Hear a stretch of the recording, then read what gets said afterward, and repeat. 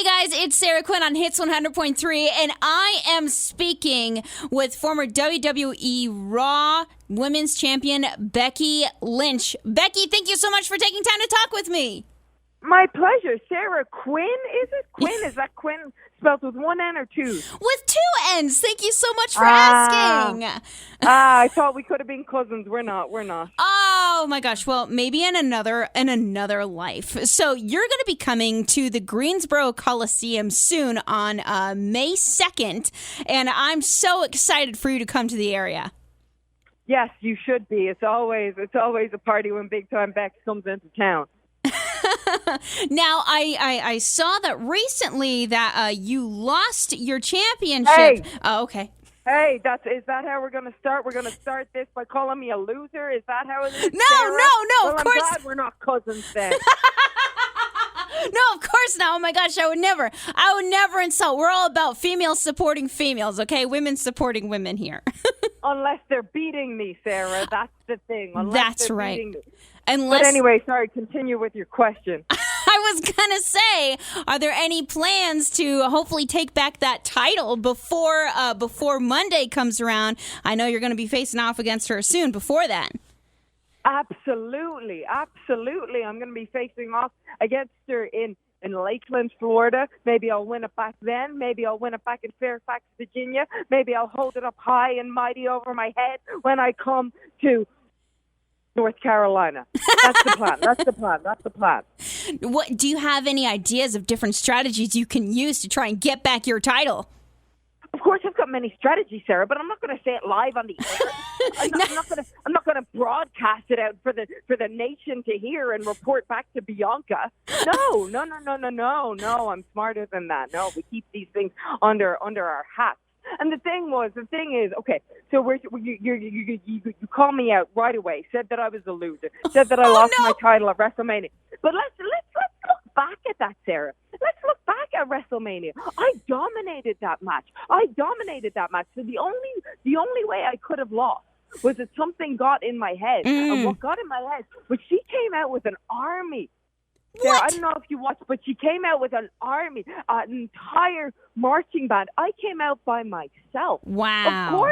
Of course I was in my head. Of course I was intimidated. I didn't know if a rogue trumpet was going to hit me in the back of the head at any moment. I didn't know if I would get a flute to the back of the knee. I didn't know what was going to happen. So really, it wasn't a fair fight there. It wasn't. That should be illegal. You know what? We need to get some local rockers that are around here and see if they'll show up and maybe give you a couple guitars to use against it. Oh, I like that. Okay, all right, we're getting right back on track here. Here we are. I'm just saying, if we're gonna fight dirty, we might as well fight dirty. We might as well be better than the competition. Yeah, that's what I'm talking about. So I gotta ask too, how did you get into wrestling? As somebody who is in her own career field and always has to basically fight to be heard and everything else like that, to watch you in a match and to see you take on the competition, how did you even get started and got into wrestling? Well, I failed PE, and yes. So I failed PE when I was 15 years old, and I was going down a bad path, and I knew at that stage if I kept going the way that I was going, it wasn't gonna work out well for me. I wasn't gonna have the kind of life that I wanted. Right. And so I wanted to get in shape and I wanted to get fit, but there was nothing I was interested in. Absolutely nothing I was interested in except wrestling. Mm-hmm. And then I found out that they were opening a school. In fact, Finn Balor, who former U.S. champion, former Universal champion, was opening a school down there, and so I went along with no ambitions that I'd be a WWE superstar, but just wanting to like something, wanting to give my time to something, wanting to get better at something, and I just fell in love, and it's a long, winding road from there that we absolutely do not have time for, I'm sure, on this slot, but that was how I got my start in wrestling. That's fabulous. So for my other young ladies that are listening out there, what would you say would be best if they want to get and be the next you, though maybe not quite like you because you're larger than life. So if they want to start on this career path as well, what would you say that they should start doing? I would say the thing about this business that I love is it's such a beautiful formula of hard work, right?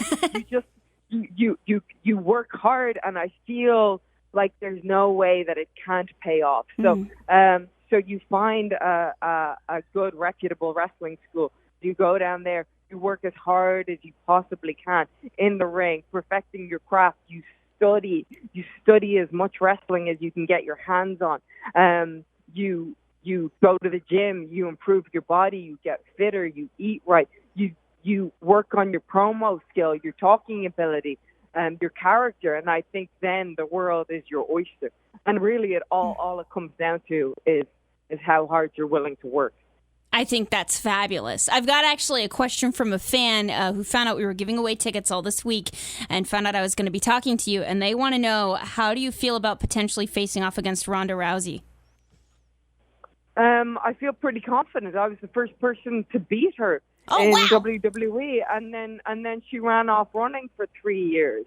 And when I came back, showed how great I could be after having a baby. She was like, "Oh, maybe I can do that." Then she came back. Then she was like, I could choose to face Becky Lynch, or I could choose to face Charlotte. Who's going to be a bigger challenge? Right, yeah. Let me not go with the bigger challenge. Let me go with the appetizer. Let me pick Charlotte Flair. She's the gazpacho. Let me try and get some reps in against her before I go for the main course. And well, look, I'll be honest, it's not working out very well for her. I showed what is possible, and she's just not reaching my level right now. So if she wants to come, raise herself up, I'm here. I'll have that championship back soon. I'll have it back. You mark my words, Sarah. I'll have my championship back very soon. Oh, I know you will have your championship back soon. And if you don't have it back by the time you're in Greensboro, I will be watching and celebrating as you raise that belt above your head once more. Don't forget the thing that about the rock band. We'll totally get that here, by the way, if you need it. Yes, hell yeah. I mean, if you've got any ties to Pearl Jam, that would be my preference. Okay. But whoever else you get, that's fine. I'll call up my record rep friends and see if they can throw a bone our way. So. Thank you. I'd appreciate that. Well, thank you so much, Becky, for taking the time to talk with me. Once again, you can get tickets right now. It's next Monday, May 2nd at the Greensboro Coliseum. Tickets starting at $20 and still available, so you can see Becky take on all of her opponents. Thanks so much, Becky. Thank you.